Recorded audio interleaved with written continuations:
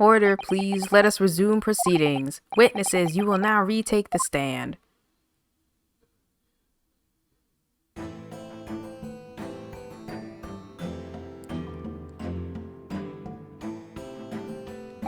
I presume you heard the defense counsel's summation examination. Oh yeah, Governor. I did, Gov, I did. Mr. and Mr. Skulkin. Poor blimey. This is going to be hard work. Earlier in this trial, you gave the following testimony about your actions after you entered Windibanks. Well, it was bedlam soon as, weren't it? It was, Nash, it was. Didn't even have time to pull me dukes out, me Lucy lockets. However, that was a lie. You brothers, on the night in question, you rifled through the items on the victim's counter. We never done nothing of the sort. How'd you figure that out?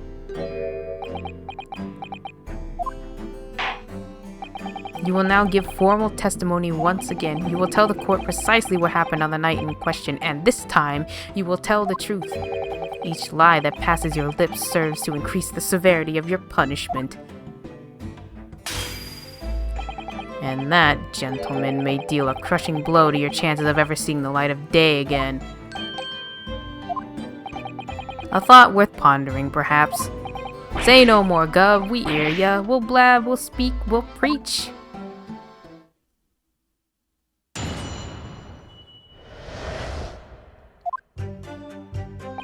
Alright, we did knock a few things over, but we weren't rifling for nothing. It was when we heard the gunshot, see, made us both jump, and all that stuff went flying. Lummy, it didn't have give me a fright. We was thinking the shooter'd come out the door and get us next. We stuck everything back where we found it, and scarpered straight into him in the black. We couldn't have shot the pawnbroker, see? We never even had a chance, did we? I mean, we're not saying that they did. We're just like, why the fuck were you there? So you admit to the defense's accusation. You did indeed ransack Mr. Windibanks' countertop on the night in question. Not ransack, Governor, no. That's right, Nash, that's right. It's more like we tidied up. Yeah. Ooh, sorry. By their own admission, these brothers entered the pawnbrokery under dubious circumstances. However, they panicked and fled on hearing the gunshot, having first made good their mess. The way you say it, we hardly sound like roughs at all. We don't, Nash, we don't. Can't he make it sound a bit more cutthroat? It can't just be a coincidence that these men showed up at Windibanks that night. There's more to their testimony than meets the eye. I'm sure of it.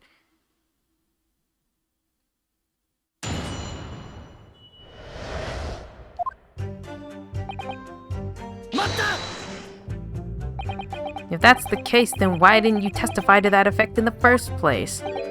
Well, you know, we ain't exactly squeaky clean, are we? We ain't, Nash, we ain't. If we admitted to something like that, people would think we was up to no good. Well said, Ringo, me old China. We'd only land ourselves in even more trouble. And in fact, now, as a result of lying in your previous testimony, that's exactly what you've done. Landed yourselves in even more trouble. That's rotten luck. Says the rotten apple eater.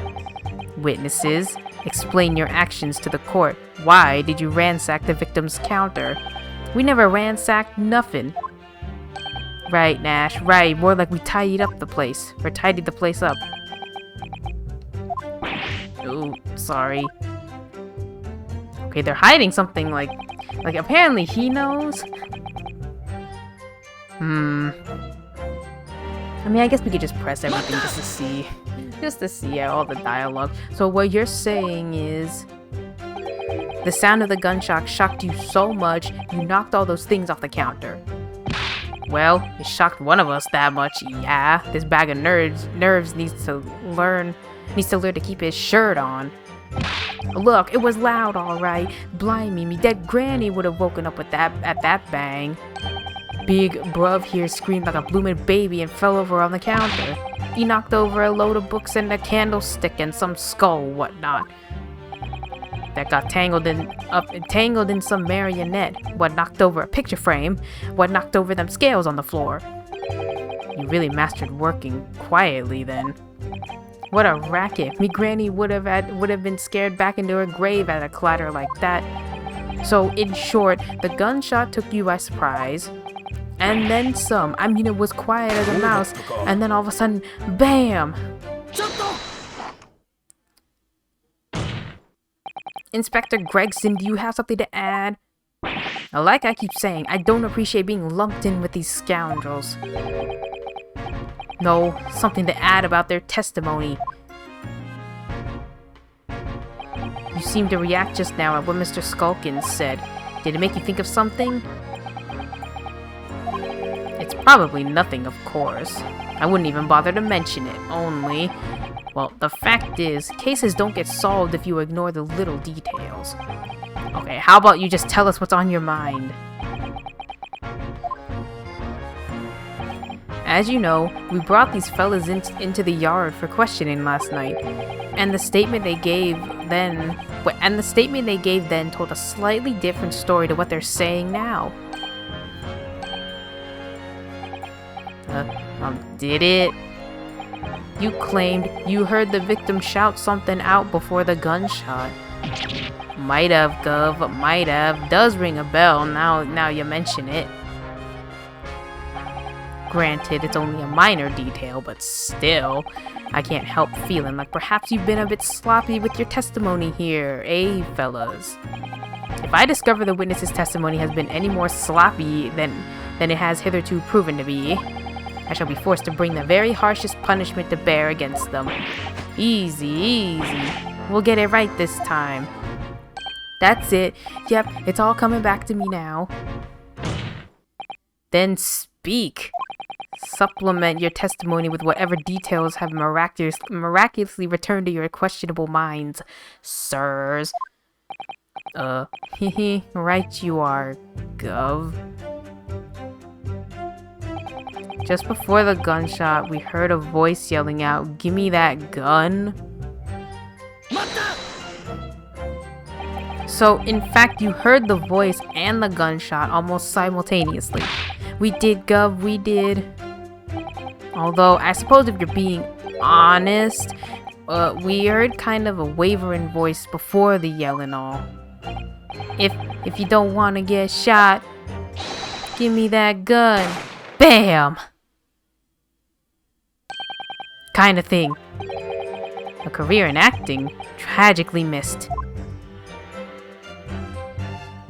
And where were the voices coming from? Could you tell? Of course we could. From the other side of that door behind the counter it was.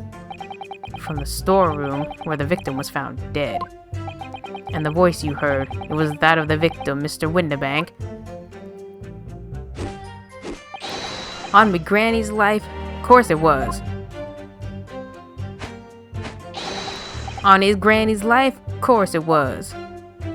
So, that would mean that you both knew Mr. Windibank and the sound of his voice? So that would mean what? What, Nash? What? Any ideas?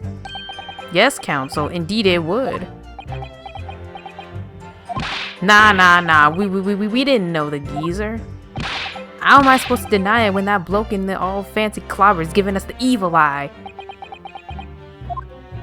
If you value your lives, you will ensure your testimony is accurate and true. On me granny's life it is. On his granny's life it must be. It's a good job his granny's dead. To summarize then, immediately after hearing the voice of the victim, you then hear the gunshot, causing you to stumble and upset the items on the counter, scattering them over the shop floor. You make it sound like we're clumsy. Don't forget we tidied up after... Oh, don't forget we tidied up after like good little boys. Anyway, the way I see it.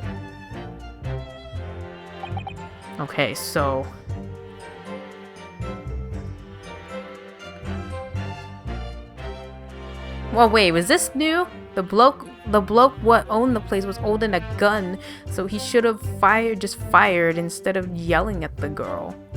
Is that new? Yeah, I think this is new. You're saying that Mr. Windibank had a gun in his hands? Oh yeah, I bet that was a sight, eh? Them two waving them guns at each other must have been pretty heated. I mean, just before he shouted out, we heard the geezer say, "If you don't want to get shot." It didn't really sound like he meant it, mine. More of an empty threat, you could say. Mr. Windibank was known to keep a revolver on his shop counter at all times. People say that to protect the articles in his keeping. He'd readily put a bullet in someone's head if required. That someone being himself, of course. Good grief! Extraordinary devotion indeed, if alarmingly misguided. Well, he certainly sounded like he was ready to pull the trigger the other night, only the person he was gonna shoot beat him to it. Cooked his goose proper. Bet he wished he squeezed the trigger instead of wasting time shouting, "Give me that gun!" And it was directly after those words that you heard the gunshot. It was more or less at the same time, Gov. Give me that gun. Bam! Kind of thing. Yes, a career in acting. Very tragically missed. Then we heard the sound of someone hitting the deck before everything went dead quiet. After that, we done a slapdash job tidying the place up. Okay, so there was probably something in there that I had to... So he was holding a gun, but then she was also holding a gun. So now there are two guns? There's something... So he was holding a gun, but then she was holding a gun. Right? So, like, they're saying he had a gun. Wait a second. I think there's the picture of her holding the gun. So... Oh, unless not. Unless there's not a... Oh, in the back. Oh, I see. In the back? You shot in the back. Wait, let me save. Let me save. Because they're saying that they were speaking to each other and then she shot him as he was like speaking to her, but this is saying that he got shot in the back. So read your evidence, people. Read your court record. Unless it's not right. No, it's not right. Okay, never mind. I was holding he says he was holding the gun. I don't have a picture of her because she was holding the gun. God damn. So you're saying that on the night in question, the victim, Mr. Windibank, was wielding a gun. Is that correct? That's it, Gov. You got the pic. Oh, maybe because the picture wasn't like the whole pic. Wait a second, though. Wait a second. So, well, I guess they took a picture of her too. Wait, now I'm just wait. Hold on. Is the picture like the whole picture? Like, is she there too? No, right? No. Even though she probably should be there because she was laying on the ground, but there's no picture of her. Whatever. Whatever. Details. That's it, Gov. You've got the picture. Yes, Nash, yes, no question. And yet, photographic evidence obtained immediately after the incident clearly shows that Mr. Windibank was not holding a firearm. Oh, okay. Let's start with that first. Before the whole he got shot in the back thing, let's focus on that he didn't have a gun. Sure. I mean, I had the right idea. I'm going to say I had the right idea. You know, and my mind was in the right spot. It just wasn't the right time. It just wasn't the right time. Because they made it seem like they were talking to each other, like facing each other. And then he got shot. But forget about that fact. He didn't have a gun at all anyway. Yeah, you what? Gordon Bennett, that ain't right. There can be no question that the victim's revolver was used in the incident. I would remind the court that Mr. Windibank's gun was found at the scene. See, like, did they take a picture of that? Like, that was the picture that I was thinking of, too. Like, oh, if they had her and him in the picture, like, oh, he wasn't... Like, that would have made more sense. Like, oh, he wasn't holding a gun. She had his gun, but whatever. Not only was it identified as the murder weapon, but it was found on the accused's hand. Or in the accused's hand. Yeah, that mole tooler used the victim's own gun to finish him off. Give me that gun. Bam! Kind of thing. Stay exactly where you are. Right there. Eh? If the crime had taken place as you've so colorfully described in your testimony, it would give rise to an undeniable and significant inconsistency in the final moments you just acted out. See, now I think is the time for the other thing, where it's like, oh, he was shot in the back and not the front. You intrigue me, my learned friend, but let's see some evidence to support your claim. Where is the proof that demonstrates this inconsistency? The autopsy report. Now I can say the autopsy report. According to their testimony, the witnesses claim to have heard a shout of "Give me that gun," followed by the gunshot. Indeed, with the two events happening almost simultaneously, or so we've been led to believe. Yes, that's right. Now, if that testimony is true, it would mean that at the moment of death, the victim and his attacker would have been facing each other. See, I was there. Damn. He's like, damn, I got a penalty. I got a penalty. However, in that autopsy report, it clearly states that the victim died instantly after being shot from behind. Oh. So, as I stated before, there is an undeniable inconsistency in your testimony, Mr. and Mr. Skulkin. Yeah. But it's the God's honest truth.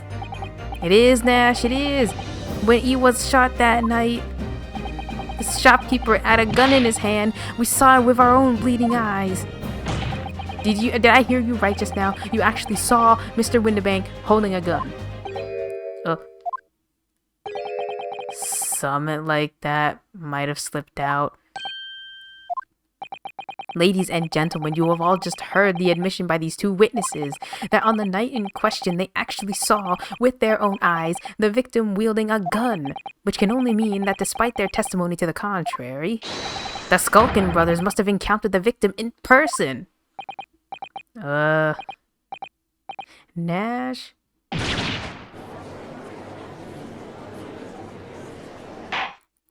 Order!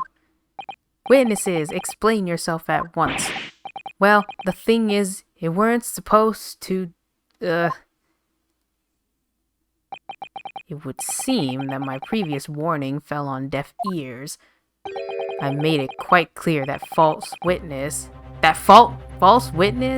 would be the death of you. False witness, not false testimony? Am I to understand that you replaced the untruths of your original testimony with renewed lies? Ever so sorry, Governor. Truth is, cut it out, Nash, cut it out. We blab now, you know what he'll do to us. He? Who are they talking about? Let me make your position here perfectly clear. You will talk. There is no other option available to you. Bruv, come on, the game's up. But he'll have our guts for garters. In case it hasn't quite sunk in yet, no matter how hard you try to hide it, the truth will come out. On the night in question, it is now apparent that you brothers met face to face with the victim. I demand that you testify again to explain the precise circumstances under which this meeting took place. Well, do we have to? On pain of death. I suggest you make yourselves fully aware that this is your very last chance to tell the truth.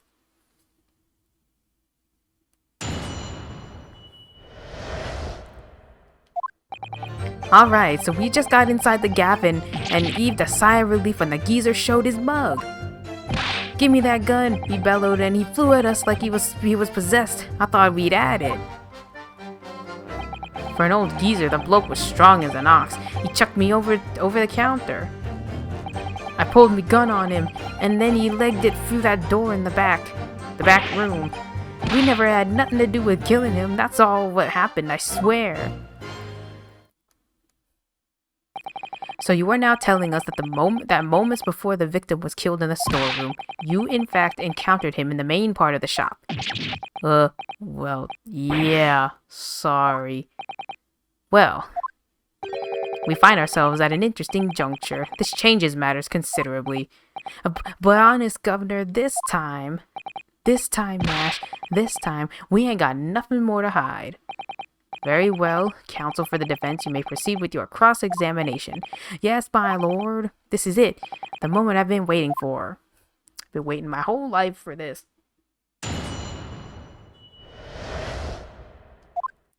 Okay, so we just got inside and when he showed up. Okay, sure. When you say geezer, I presume you mean the victim and proprietor of the shop, Mr. Windibank? Who else? That's right. We was keeping a close eye on the entrance to the gaff, obviously, but we never thought no one was gonna come out of the back room like that. The back room being the pawnbrokery's storeroom. Yeah, that must be where he popped up from, only place he could have been. So it would seem the victim was already in the storeroom when these brothers entered the premises. Which means Ginny must have been in there at that point as well. But that doesn't make sense, does it? If Gina had threatened Mr. Windibank into the storeroom with her at gunpoint, then why would he have emerged from the same room all alone when the brothers arrived? Oh, I don't know. Did you see the accused at the time? What? That mole tooler? Mole? Is it mole? Mole tooler? Couldn't tell ya. No way, Cobber. We had bigger fish to fry then. I mean, the old geezer just lost it.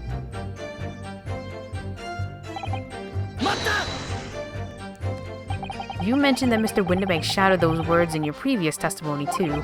However, you claim that you heard him yelling them on the other side of the storeroom door. Oh, did we?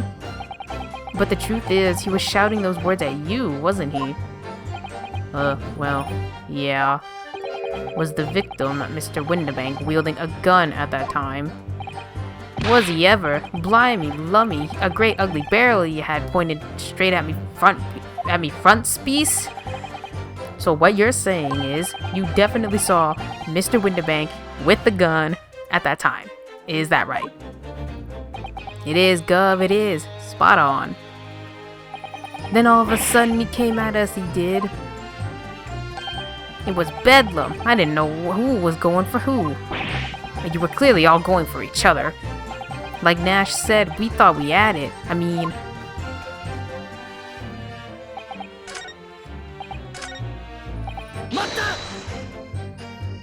Yes, I noted that you mentioned the counter in your previous testimony too.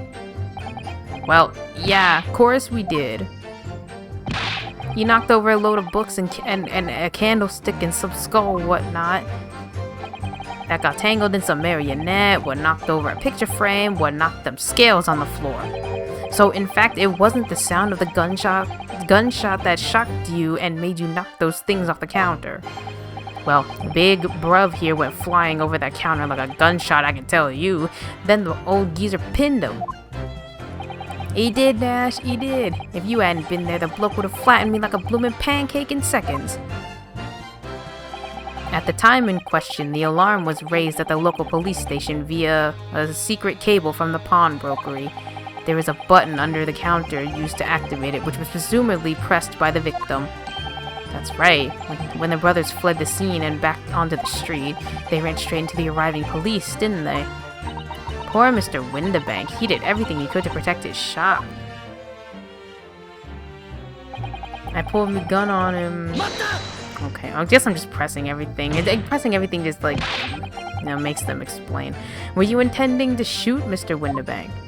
Nah, never. I was just, you know, looking out for me, bruv, weren't I? He was being flattened, don't forget. By a man whose shop was being burgled, yes. And then the man fled into the storeroom when you pointed your gun at him, is that it? Yeah, that's it. He shoved me away, then he ran off through the door and shut himself in. There's something about that last remark. Something that doesn't quite ring true. I wonder why Mr. Windibank ran away into the storeroom. What? Well, according to what everyone's saying, Ginny was in there waiting for him with a gun. Oh, yeah, that's right. Gina allegedly used Mr. Windibank's gun to threaten him and force him to open the storeroom door. In which case, how did the gun end up in Mr. Windibank's hands again? I have no idea, but that is strange, isn't it? This little inconsistency could be significant. I should make a mental note of it. Look, the point is, me and me bruv here. That's right, Nash. That's right. Me and me bruv here.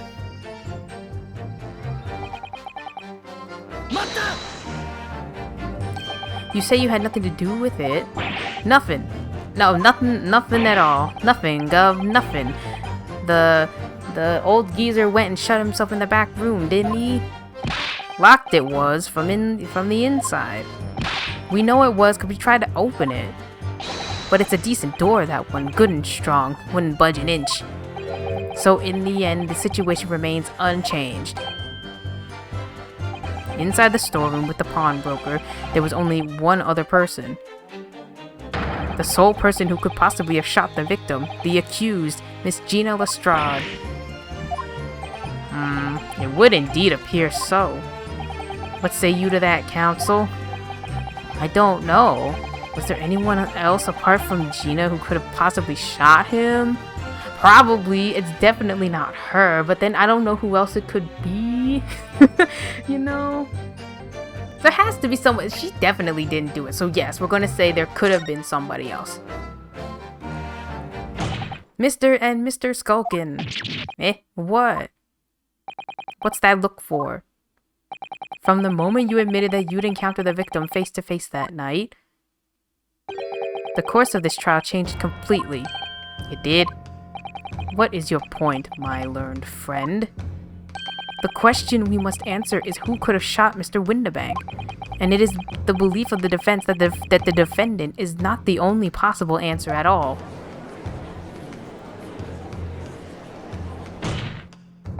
You have my attention. In that case, let us return to this plan of the premises. The victim was killed in the storeroom, which was locked from the inside. Those are the facts. So pray, what other possible answer to the question of who shot the man could there be? Look, there's like a hole in the door, right? There's like the little peephole. Someone could have shot him from there because he was facing the other way. That's how he got shot in the back. But then how'd they put the gun on her? How'd they put the gun on her, though?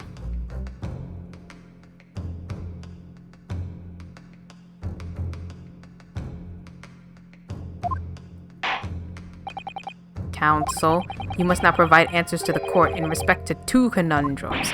2, my lord? Twice as many chances to be right, maybe?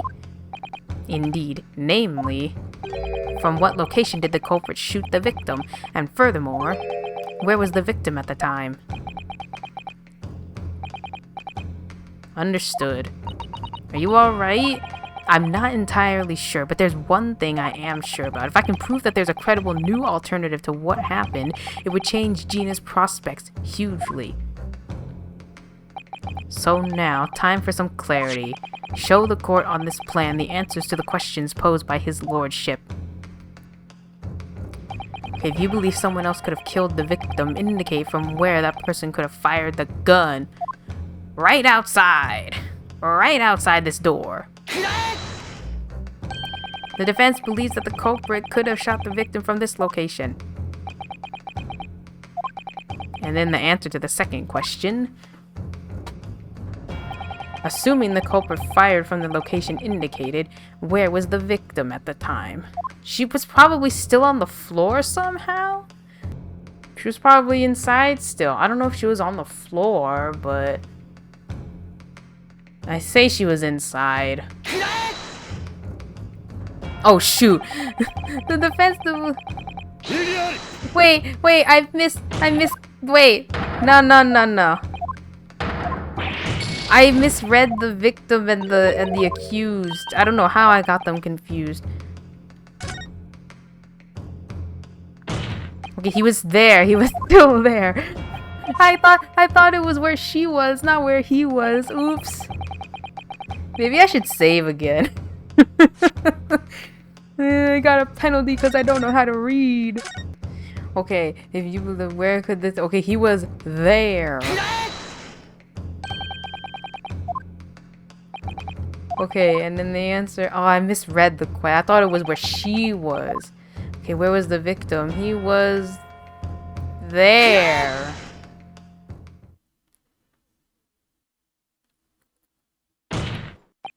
The culprit shot the victim from outside the storeroom. Continue. Mr. Windibank died instantly from a bullet wound in his back. Looking at the stain of blood on the storeroom floor, it doesn't appear that the body was moved after death, which tells us that he was almost certainly shot while he was in the storeroom. However, the crucial point is, where was the shooter when the fatal bullet was fired? So you are adamant that the shot was fired from outside the storeroom. Well, according to the Skulkin brothers' earlier testimony, I pulled me gun on him and they legged it through the door in the back room. If Mr. Windibank ran away through the door, we have to assume that the door was open at the time. Oh. It was at precisely that moment when the victim was fleeing for his life.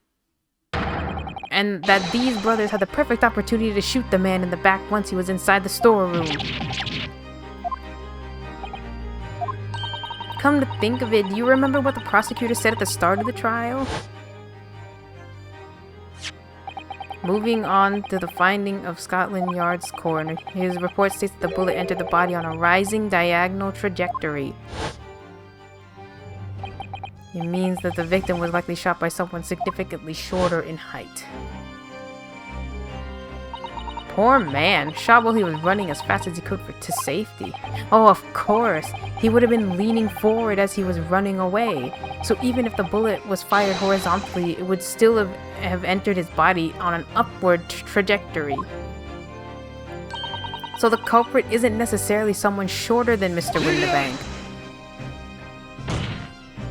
I'm sure my learned friend can't have forgotten that the storeroom door was found closed and locked from the inside. You claim the victim was shot as he fled into the storeroom. Do you also claim his corpse was dexterous enough to turn the key in the lock? Oh, but what if someone else locked the door? Yes, there was someone else who could have locked the door. Is that so? Very well then, counsel, present your hypothesis to the court. In the scenario just described, the defense's assertion is that the victim was shot from outside the storeroom, in which case, who shut and locked the door? It was probably her, because she was the only one there. She was the only one left. Obviously, the person who locked the door was the only other person inside the storeroom at the time, the defendant, Miss Gina Lestrade. That's absurd. You're suggesting that the accused deliberately engineered the sealed room? Maybe it was like after he ran in there. Maybe she was just trying to protect herself, like by locking the door from the inside so they couldn't get in if they tried, you know? I mean, there was no window, but then that's what I'm assuming, maybe. But that doesn't really explain how she, like, got knocked the fuck out, though. For what possible reason? Such actions would only serve to tighten the noose around her neck. I am inclined to agree, I must say. Well, counsel? Yes, that's a tricky one, that, isn't it? Half-baked notions have no place in my courtroom, counsel. Remember that, please. But of course, Jeannie would have locked the door. It almost goes without saying, doesn't it? It does? Well, if I was Ginny in that situation, I know I would have locked the door as quickly as I could. I mean, those two burglars had just fired a gun in her direction, hadn't they? Exactly. See, that's what I was saying. Like, she was in the room, she heard the gunshot, she saw the guy die because he died in the fucking room because he got shot in the back. So yeah, I would also fucking slam that door shut and lock it. Although it still doesn't exactly, like, answer how she fell asleep, but we'll get there when we get there. Obviously, before the two brothers arrived, Miss Lestrade and Mr. Windibank were in the storeroom together. Now, I don't know what went on between them at that time, but at some point, Mr. Windibank must have heard the intruders breaking into his shop and left the storeroom. Intruders, eh? That's us, bruv! If your theory is correct, that would leave the accused alone in the storeroom. Yes, it would. Then, probably only moments later, the victim fled back through the storeroom door, hoping to escape danger. Hit in the back by the bullet, Mr. Windibank fell to the floor where he was, just inside the storeroom. And what we have to ask ourselves now is, what would the defendant have done in that moment? Oh, I see where you're going with this. Outside the storeroom was a terrifying killer who had just murdered Mr. Windibank. As soon as that thought struck Miss Lestrade, she slammed the door shut and locked it, in order to save her own life. But we ain't the ones who done it. We ain't, Gov, we ain't. You gotta believe us. I mean, come on, we'd never shoot no one. That's blatantly untrue. I know for a fact you would, because before my own eyes, you shot Mr. Herlock Sholmes. There's only one logical conclusion here. Mr. and Mr. Skulkin, you brothers had every opportunity to have been the true perpetrators of Mr. Windibank's murder.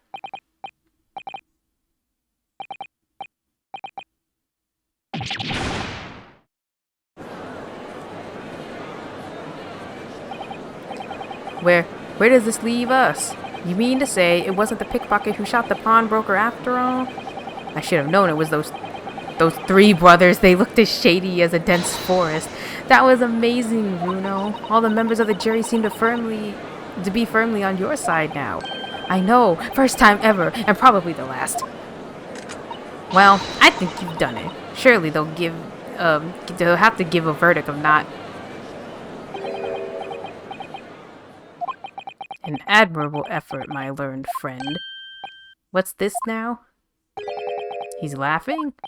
You find the situation amusing, Lord Van Zykes. I myself find the defense's argument most persuasive. I dare say, such chicanery, I think that's how you say, do you spell it like that? Chicanery. I know that's a word. This time I know it's a word. Is the bread and butter of the street performers in your provincial eastern nation. But such blatantly malicious conjuring tricks amount to nothing more than inexcusable What is this English? What is this English? Did Shakespeare write this shit? Pettifoggery here. What? The hypothesis you put forward is so ostensibly, credibly cannot and will not stand. Because, you see, it contains a fatal flaw. A fatal flaw? Do you mean to tell me that you're unaware of your logic's failing? I say, Lord Van Zykes, might be an idea to explain this badly conjuring trick or whatever it is to the troops on the ground, The fatal flaw in my learned friend's argument is really very simple to understand. Assuming you're not too dim-witted to count bullets. By George, count bullets. Oh dear.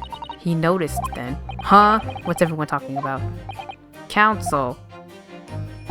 Yes, sir. Tell the court how many bullets were found at the scene of the crime. Scene at the crime. 2 bullets. Correct. The first, that which hit the victim in the back, ending his life.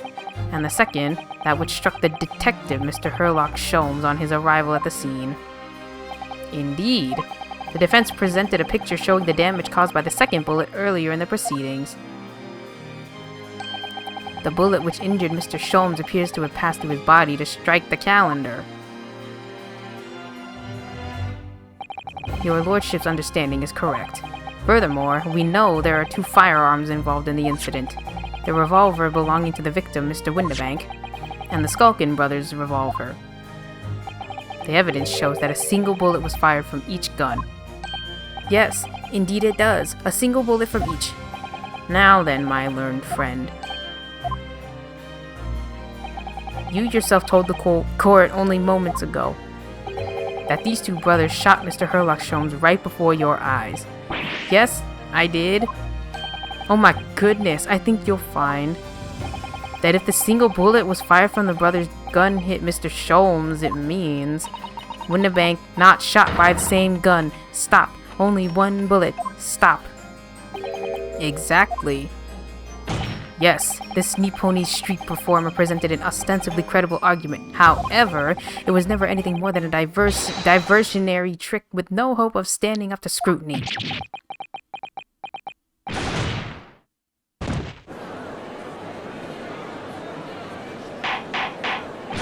Order!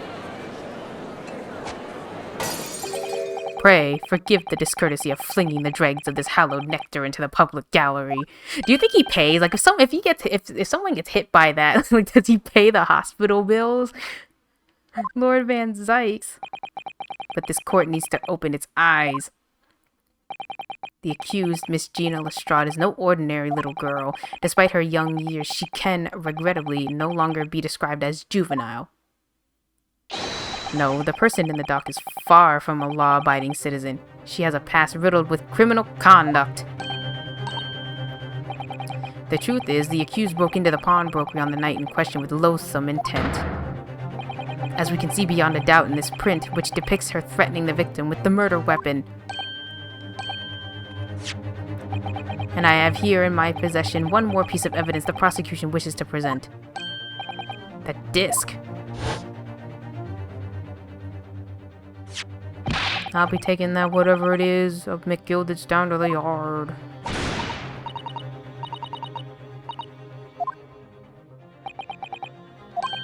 Anything belonging to McGilded has to be taken in as evidence. Yes, that music box disc. McGilded's music box disc. The very day before the hateful murder of Mr. Windibank, the accused attempted to make off with this article, which clearly doesn't belong to her, and with none of the subtlety of a pickpocket, I might add, but by brute force and brazen impudence. Good gracious. Make no mistake, any sympathy for the accused on account of her years is misguided and dangerous. There are no depths to which this girl would not stoop if pushed, no crime she would not commit. The court forgets the fact that it's peril. I see. I think it would be prudent to take this music box disc into evidence counsel as a grim testament to the whatever. Okay. Lord Van Zykes? Inspector Gregson, what? Yes, Inspector. We had a meeting yesterday at the yard with the prosecution service, and, I think it was agreed that the disc wouldn't be used as evidence. What's this all about? Why is the inspector acting strangely? That's the first time he said anything to Van Zykes at all. I am unaware of any such meeting. But those were the instructions, right from the top. The government bigwigs were insistent. Inspector, I am the prosecutor, and I alone determine how to present my case. Your warning is noted. Thank you. The prosecution wishes to proceed with submitting this disc as evidence. Indeed. Bailiff? Wait, I think now... Can we do this now? Like, check whose blood this is? There's blood on it. Hello, do you have your weird machine in the middle of court? Oh, Runo, look, this is blood. Yes, you're right. Just a small smear, but definitely blood. Actually, I feel as though I might have noticed that before. Then it's my time to shine. I thought I'd be waiting forever. Alright, hold still with that disc, Runo. Can we get this done quickly, Iris? In a flash.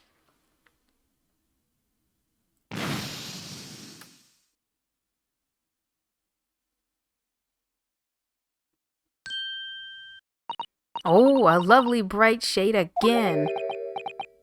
Wait, that color. What is it? It's just that green. It's not the first time we've seen that color, isn't it? So I guess we don't know that it's his. Unless it's not his, it could totally be somebody else. See, it's still unknown, so it's the same person.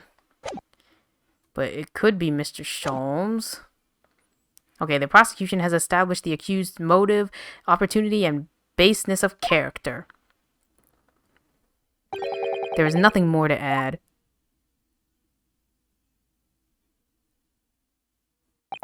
Ladies and gentlemen of the jury, I await your informed decisions and rest my case. I don't believe it.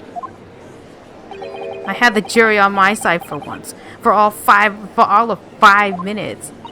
Oh dear. It wasn't even for 5 minutes, Bruno. My lord. Wonder if I might say something at this point. Proceed, Mr. Foreman. Been stumbling about in a bit of a fog up to now, and truth be told, but all of a sudden... The answer's barely obvious to me and my men. There's only one thing for it. Oh no. Very well, the court will hear from the jury. Ladies and gentlemen, you will present your leanings as the defendant's culpability. Yuzai! Yuzai. Yuzai! Yuzai! Yuzai. Yuzai!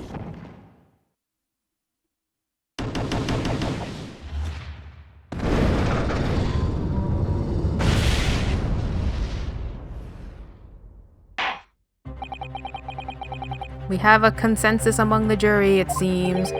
When you have eliminated the impossible, whatever remains must be the truth. That's my line. I wrote that. For Hurley. Oh, how dare he use it against us. But don't worry, Iris. I don't think we're finished just yet. There's still more to this case than we realize. There must be, because there's one thing I'm absolutely certain of. Gina didn't shoot Mr. Windibank. That's beyond any doubt. Very well. We will proceed with the second summation examination of the day. Mr. Foreman, are you and the other jurors ready? Garadeb squadron is primed and ready for action, sir. Very good. So, ladies and gentlemen of the jury, you will each explain on what grounds you have now determined the defendant to be guilty. Again. Again.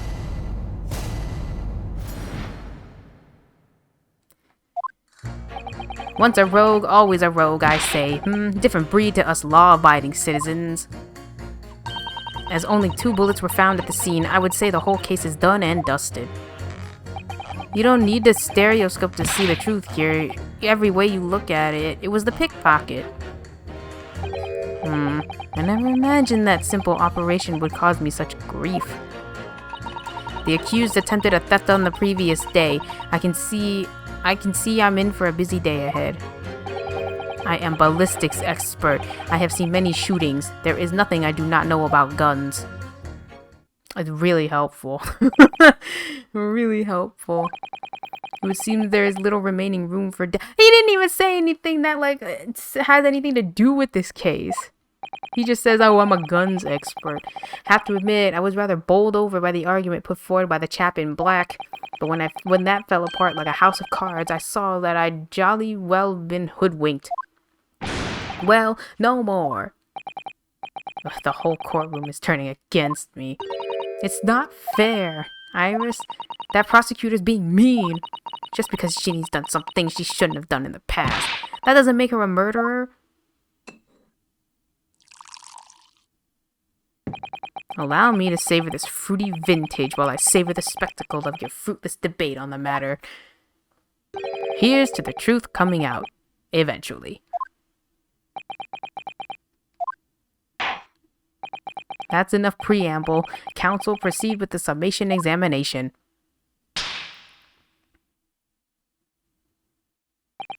Yes, my lord.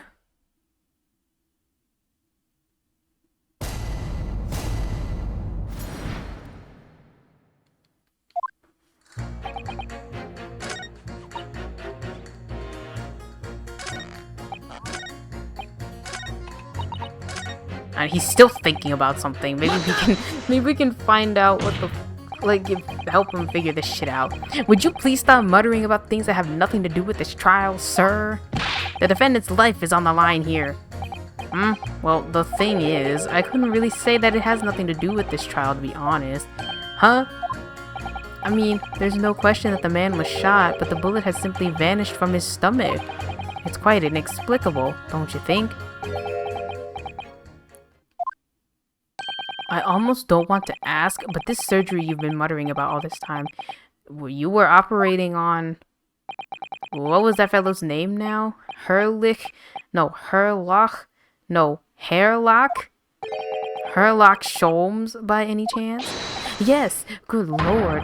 It was that Hairlock fellow. What? You're the surgeon that operated on Mr. Sholmes? That's right, using the very latest anesthesia techniques, I might add. It was a fairly major op, I can tell you. This is crazy. Let me see. The fellow was brought in not long after midnight, if I remember correctly. They said he'd been shot by some criminal or other, so I opened him up like a shot. But the funny thing is, I went over his insides with a fine-tooth comb, and I couldn't find the bullet anywhere. So I'm afraid I had to throw up my hands and just stitch the fellow back up. I hate to state the obvious, but... Yes? Surely that's because the bullet is still at the scene of the shooting. The counsel for the defense is correct. As is clearly shown in this photographic print, the bullet that the Skulkin brothers fired at Mr. Sholmes hit him in the stomach region, then exited his body and lodged into the shop wall where the calendar was hanging by the door. I think you'll find it's really quite simple if you just consider the problem three-dimensionally. Ha! Would you look? Who do you think I am, son? Well, juror number 4 is about the best I can do. As soon as I saw the wound on the man's stomach, I flipped him over. Like a pancake? Are you saying that you checked his back? Of course I did, and there wasn't a trace of injury. No sign of the bullet had left the body at all. What? That's the point. The only logical conclusion was that the bullet was still somewhere in the man's innards, which is exactly why I set about slicing him up. And I'm still none the wiser, even now. How many times do I have to say it? Can somebody please explain how it happened? Can somebody please solve the mystery? It's almost as much of a mystery as how this jury was put together. Okay, so he says... okay, supposedly that's not the same bullet, so I guess that's what, like, the angle we're going for, because somehow there's a bullet that doesn't belong? So that's not his blood?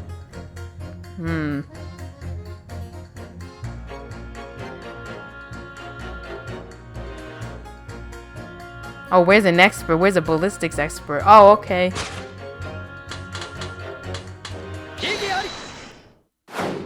Those two statements clearly contradict the idea that all I do is pit jurors against each other.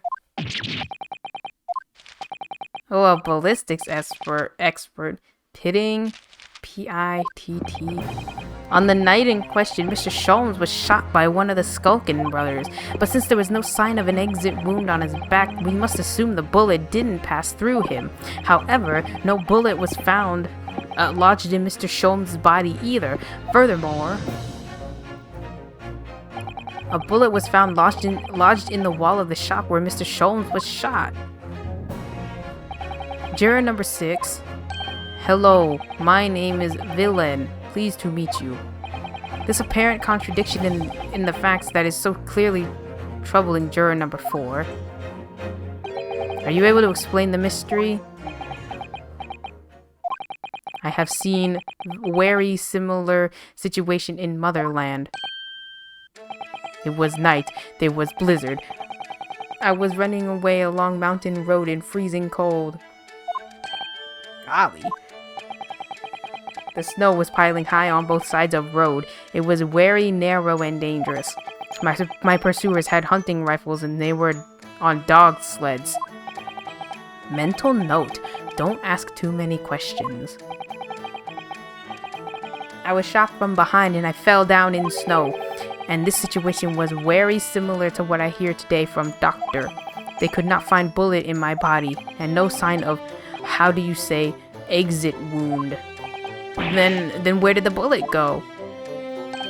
Bullet never hit me. Well, if it never hit you, why did you fall down? Bullet hit frozen wall of ice very close to my side. What? One small piece, very sharp, broke away from lump of ice and pierced my body. It made deep wound that looks just like bullet wound. Good gracious. Of course, piece of ice quickly melted inside me, and that is solution to mystery of disappearing bullet.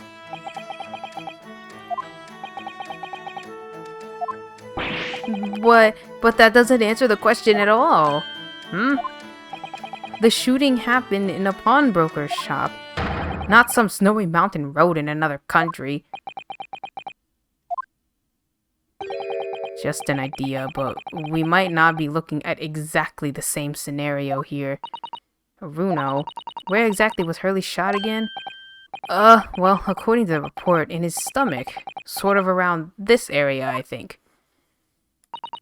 Well, that's precisely where he always wears a little pouch on his belt. A pouch? Actually, I might have noticed something like that. Yes, a pouch. It's where he keeps 3 glass vials of very dangerous chemicals that he uses in his investigations. What? Really? Doctor, where is the pouch Mr. Sholmes was wearing? Well, the fellow had nothing like that on his person when he arrived at the hospital, as far as I remember. If I may, Lord Van Zykes, while I realize it is forbidden for the prosecution to interject during a summation examination, I should inform the defense that I have the pouch in question in the antechamber outside the courtroom. Sorry? As I understand it, when the police arrived on the scene and found Mr. Sholmes injured, they removed the pouch in order to assess the wound. Oh, thank goodness. I thought I was forgetful for a moment. Since then, it has been in my safekeeping along with all other evidence relating to the case. I can personally vouch for the fact that it has not been touched since the incident occurred. Very well, while extremely unconventional during a summation examination, I must demand the prosecution presents the item in question with all speed. Bring forth Mr. Herlock Sholmes' pouch. I see. So this is the pouch worn by Mr. Sholmes on the night in question, is it? Oh, look at that. One of the vials is broken and the leather around it is scorched black. It's almost as if the vial exploded. Exploded? So that night, the bullet from the Skulkin brothers' gun struck Mr. Sholmes' pouch, and it was the glass vial exploding that caused the fellow's injury. This bullet did not penetrate victim, but was deflected into wall of shop. So then whose blood is that? That is not his blood, is it? Well, he didn't bleed that much. Heck, he might have not even bled at all. Maybe that's why it was like, oh, he wasn't bleeding, you know? I guess he was fine. A delightfully complex aroma. Well, it would appear one mystery has been solved at least. Though it has no bearing on the truth of this case. The bungling and burgling brothers shot the detective, and the accused shot the pawnbroker. The pertinent facts of the case remain unaltered. Ugh. But at least the mystery is solved. I can sleep easy tonight. Thank you, young man. Thank you very much. Glad I could help. Due to its bearing on the conundrum just solved, the court will sequester the scruffy pouch as evidence. Hurley's pouch isn't scruffy. Can we, like, look at it? Look at it?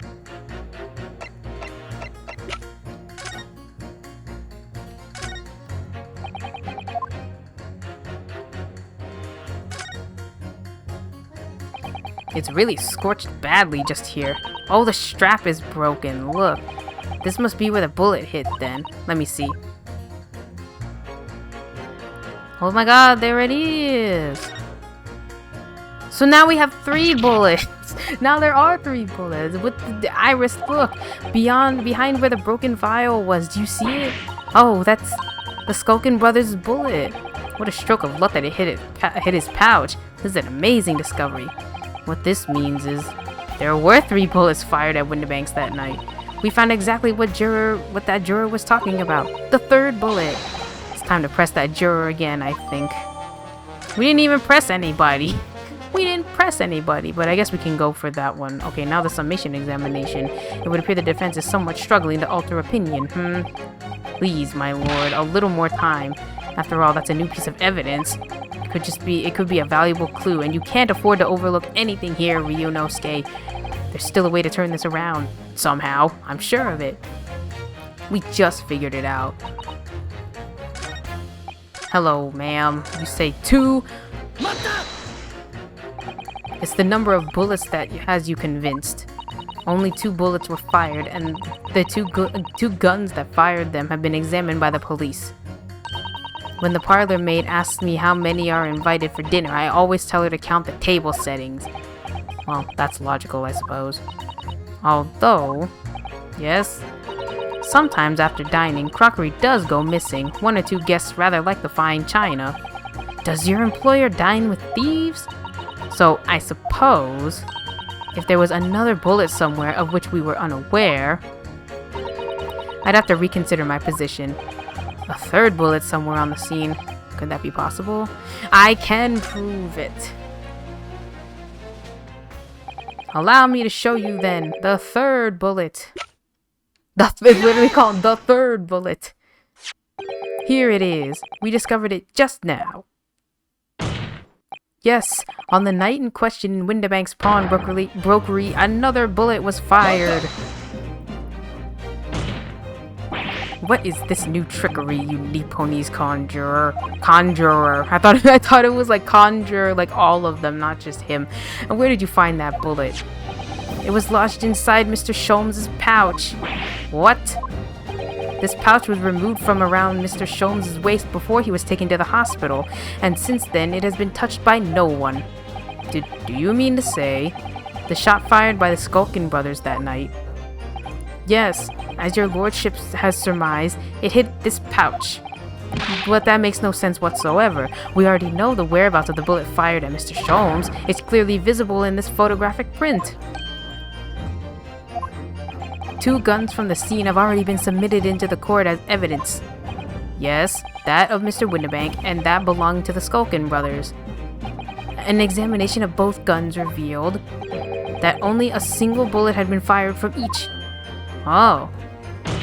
But that must mean... That's right. We now know that on the night in question, 3 bullets were fired.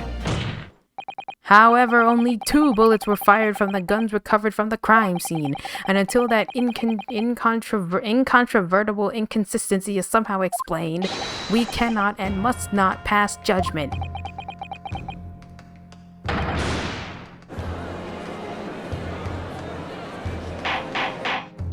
Order! While this summation examination remains incomplete, the court has been presented with new facts. Facts that would appear to shake the very foundations upon which the case against the defendant has been built. As is my prerogative in this situation, I hereby temporarily suspend the summation examination. By Jupiter! What? Bailiff, bring the witnesses back to the stand at once.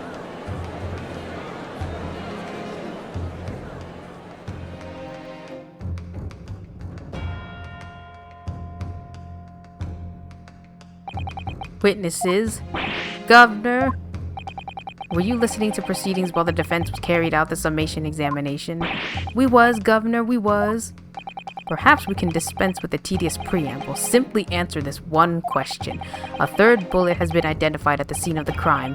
What do you make of that? Make of it, Gov? I don't make nothing of nothing if I can help it. Is it one of yours? Corp blimey, Gov. Gore blimey. Not a chance. In that case, did you have an accomplice? What? Never. The Skulkin brothers work alone. It's just the 2 of us. That's our trademark. How soon we forget poor Sulky. Only 2 of the bullets from the crime scene originated from the firearms we have in evidence. The 3rd bullet was fired from another gun. Where is it? Lummy. That's an Ed Scratcher? Counsel for the defense. Yes? I should like to hear your thoughts regarding these new developments. The 3rd bullet, and the mysterious missing firearm from whence it came. Thinking back over all the testimony we've heard and all the evidence we've seen, I think I'm starting to form a picture of what really happened that night. My lord, I think it's clear that what this 3rd bullet tells us about the Skulkin brothers. They had to have another person, I think. I think they had another person with them. Like, this just doesn't make no sense. Like, obviously, if they had one gun, then some random person had to have another gun because they didn't have an extra gun on them and no other, like, they didn't, like, toss the gun, like a new gun or a different gun near anywhere. So, I'm gonna say they had another person with them. On that night at Windibank's pawnbrokery, the brothers must have been working with a third man. The witnesses are clearly doing their best to cover up the existence of this accomplice, but the evidence all points to the fact that there was someone else present, someone carrying a gun.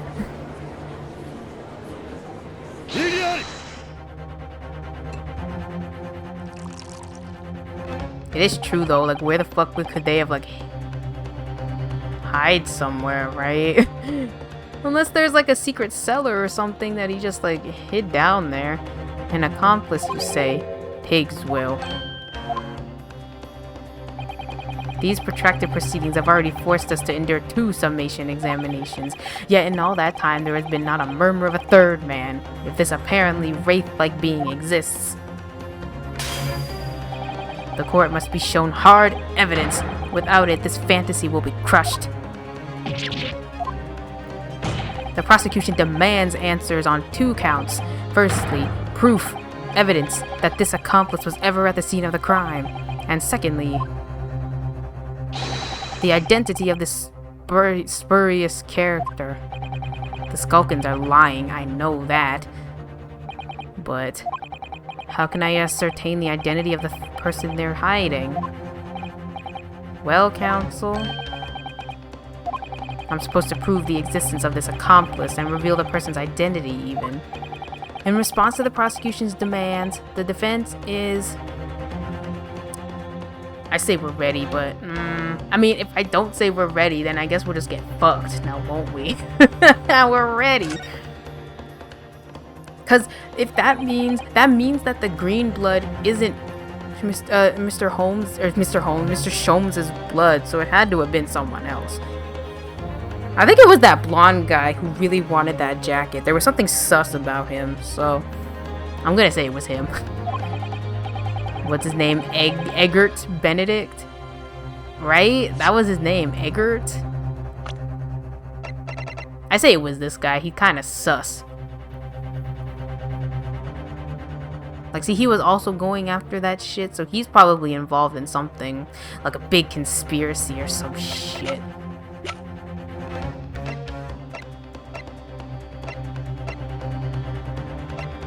She's 17? I did not know she was 17. I thought she was a little bit younger. I thought she was maybe like 14 or something. No, 17. I did not know. Okay, I believe I can provide all the answers the prosecution demands. So, my Nipponese friend, despite the swimming eyes, you seem to think you have something to say. This promises to be interesting. I have to push forward now. There's no other option. I need to use every single piece of evidence available to me if it will make the difference, or a difference. In that case, counsel, I would ask you to present the evidence without delay. On the night in question, in the moments leading up to the death of the victim, what proof have you that there was a third intruder? There was the blood. I'm gonna save. I'm sure that's his blood, because it's not Sholmes' blood. Oh yeah, and it's right, didn't he also, for the music box disc, didn't, like, when she grabbed it out of his hand, didn't his finger or something was bleeding, right? Wasn't that his blood? So he is the green blood. Oh my god. Okay, here. There's extra blood. The evidence is right here in this portfolio. By Jove, that portfolio again, is it? Do you expect the court to rifle through your papers itself? Be more specific. You claim one of those blood samples proves the presence of this third intruder. Well, which one is it? It's the green! I think either one works because they're the same color.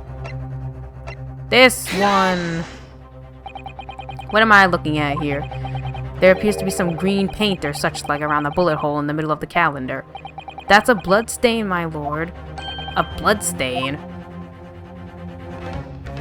Green blood? Curious, even for you. Is the court to understand that the intruder was some unhuman creature?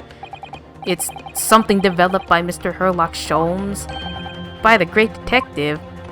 New invention. Stop! Not yet appeared in stories. Stop! It's this, you see. It doesn't have a name yet, though. This fogger sprays a chemical that reacts with different elements in people's blood to change its color. Different elements of people's blood? Yes, everyone's blood is slightly different, you see, because it's made up of different elements. By seeing what color it changes to, you can tell in a flash whose blood it is. Oh, that brings a whole extra dimension to looking at blood. Talk of blood in courtroom. Stop. Very exciting. Stop. As an example, this one shows the blood of the victim, Mr. Windibank. A striking blue. Yes, so you see, the green color of this blood stain on the calendar shows that somebody else was shot in the main part of the shop. Now hold fire there, young man. Could this be from some unrelated incident? Could be from some unrelated incident, couldn't it? No, it's not unrelated. The date showing on the calendar is the date on which Mr. Windibank was killed. By golly. Therefore, we can assume that whoever was shot on the same day. Then whose blood is it?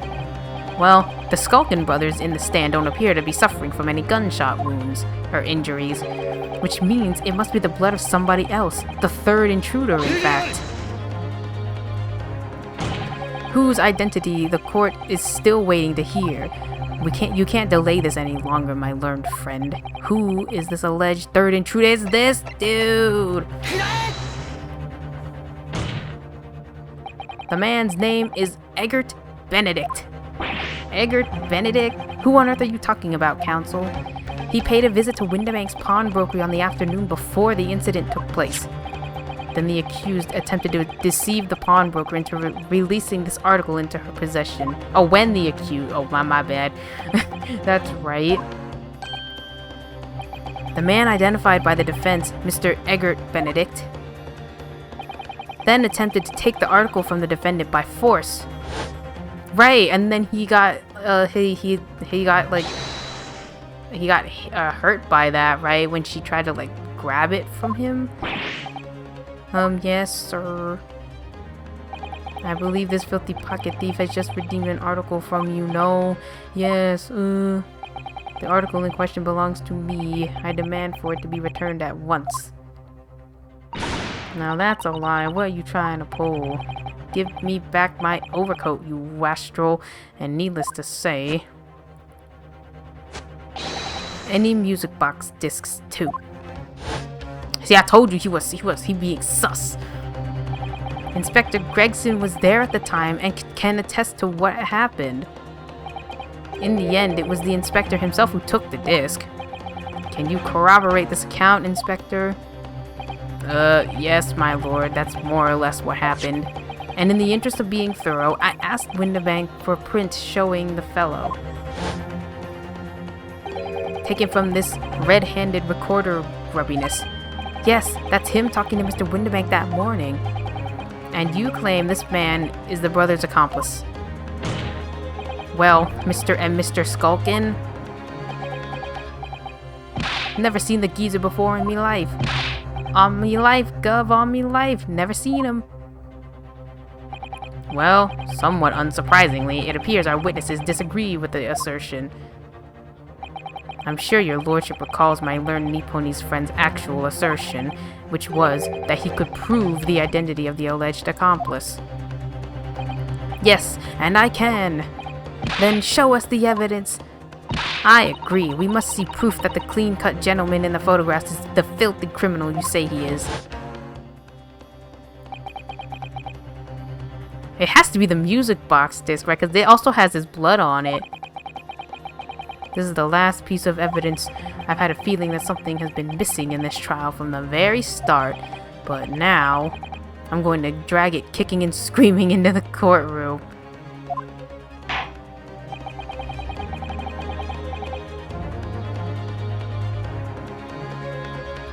Are you ready to present your answer? Okay, yes, my lord. The defense will present the evidence. Proof that the man pictured in this was in fact the person struck by the third bullet. I'm pretty sure it's just the...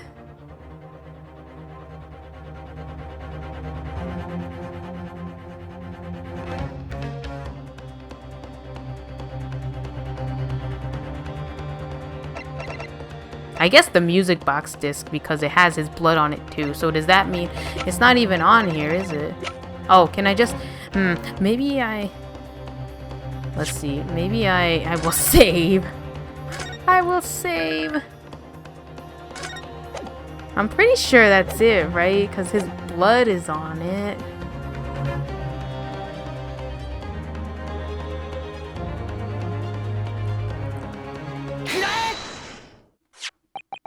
As I mentioned before, on the afternoon of the day in question, the defendant attempted, deceitfully, admittedly, to reclaim this disc from Windibanks, which is when the aforementioned Egbert Benedict appeared on the scene, I believe.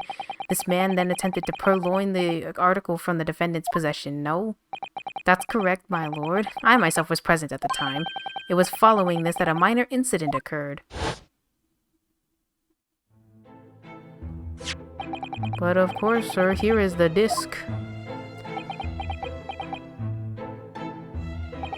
Very well. Then I shall bid you farewell. Say goodbye to style. Wait a minute, that disc is mine. What do you think you're doing, you little old tramp? You've drawn blood, you filthy animal. Like, I'm wondering though, how the fuck did that? He's wearing gloves. Being a music box disc, it has countless small but sharp metal protrusions over its surface. Those protrusions cause Mr. Benedict's fingers to bleed, and the resulting smear of blood is still visible on the disc now. Goodness, a blood stain, is it? My assistant and I have just analyzed the blood stain here in this very courtroom, using my trusty fogger gun. Yes, and we added the results to this portfolio. I say, it's green. It's exactly the same color as the blood around the calendar. The evidence is conclusive. The man calling himself Mr. Egbert Benedict, who was in Windibanks earlier in the day, is the accomplice who was present at the scene of the crime the same night. So there was someone else there. Look at those two brothers now. They're sweating buckets. Oi, what are you talking about? It's boiling in here. My lord, it's in the opinion of the defense that Mr. Egbert Benedict should be summoned to the courtroom to testify. It would certainly seem that we can ill afford to ignore this gentleman's apparent presence. This has gone on long enough now, this flagrant ignorance of the mechanics of law. Herlock Sholmes, you say? Yes, I've heard the name. The protagonist in a series of short stories for the vulgar classes, a god of detection or some such. And now you employ chemical substances devised by this fantastical persona in the highest court in the land. Do you expect us to take you seriously? The samples made by this plaything are not fit to be called evidence. So the bloodstain turned a shade of green. What of it? Here's to you successfully proving that no other blood in the world would turn the same color. Well... And pray, do not even think of suggesting that we should take Mr. Sholmes' word for it. Is he right? Is Mr. Sholmes' concoction a load of rubbish? I don't know. I mean, he is a great detective. What are you talking about? We can't let him get away with that. I knew it would come to this. Of course, Mr. Sholmes' inventions isn't going to be recognized by any official body, but what other choice did I have? I'm just remembering what Father Christmas over there said before, about how he was temporarily suspending the summation examination. Oh, in other words, the examination isn't over yet, isn't it? Good grief, what did you just say, young girl? And in summation examination, the decision as to whether or not the trial continues is in the hands of the 6 jurors, isn't it? So, the way I see it, It doesn't matter what certain other people think of Hurley's invention. At least, not for now. Yes, she's right. Young lady, you have quite the devious mind. It really just comes down to one thing. Whether these ladies and gentlemen of the jury are convinced by what you say, Bruno. Is that about right, would you say? Or did I misunderstand something? Unbelievable. Mr. Sholmes' partner is a force to be reckoned with. Iris Wilson, sharpshooter. After that shrewd presses of the situation from an entirely unexpected source, it must be acknowledged that the previous summation examination has yet to reach its conclusion. This is absurd. Ladies and gentlemen of the jury, the court now looks for you for your final leanings on this matter. As proud citizens of Her Majesty's Britain, I'm sure you will come to fair and just conclusions. So then, state your final decisions in turn, please. 無罪無罪無罪有罪有罪無罪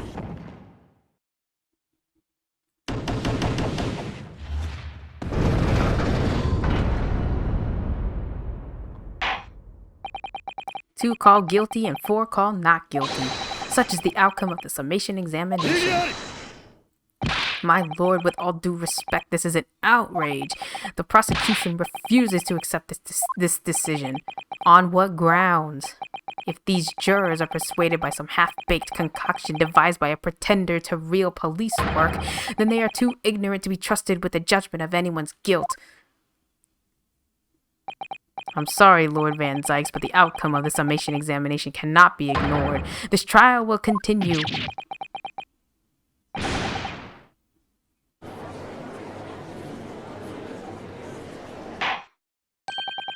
Nevertheless, we find ourselves in a rather awkward situation.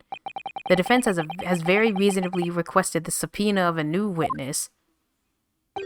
But sadly, I fear that will be impossible. What? The name the gentleman gave for himself, Egbert Benedict, is quite clearly false. I don't believe it. Just when I'd managed to prove the man was there that night. Could I say something? Who was that, please? Who spoke? It was me, my lord. Juror number 5? What have you to say, madam? If possible. Inspector. Me, ma'am? I wonder if you might show the photographic print to me again? The one in which the gentleman is shown. Oh, right, yes, this one you mean. Of Mr. Benedict? Yes, there's no doubt in my mind. Juror number 5, you don't mean to say you know this man? Yes, I know him. What? No. Good gracious. Order! Juror number 5, how on earth? I am a communications officer. Stop. As we can clearly see, the gentleman in the photograph is... Stop. Also a communications officer. Stop. He works in my office. Stop. A very talented operator, in fact. Stop. He should be in the communication station now. Stop. Tapping away on the telegraph. Stop. This doesn't seem right somehow. I can't put my finger on why, but it doesn't feel right. I suppose we all imagine the accomplice would be some sort of hardened criminal. It's a bit unexpected to find out that he has a respectable job by day, whatever he gets up to at night. Yes, I suppose that's it. I suppose that's why I left. I felt something was wrong. If the gentleman is at London's communication station, we should be able to subpoena him within the hour. Lord Van Zykes, if you please. Yes, my lord. Make the necessary arrangements with all haste. As your lordship bids. The court will recess for 1 hour. When the new witness arrives, we shall reconvene to hear the gentleman's testimony. Inspector Gregson. Yes, my lord. I should like to hear from you specifically about events at the pawnbrokery on the day in question. Come to my chambers during the recess. Yes, sir, my lord. Very well. Court is adjourned until 1:40 p.m.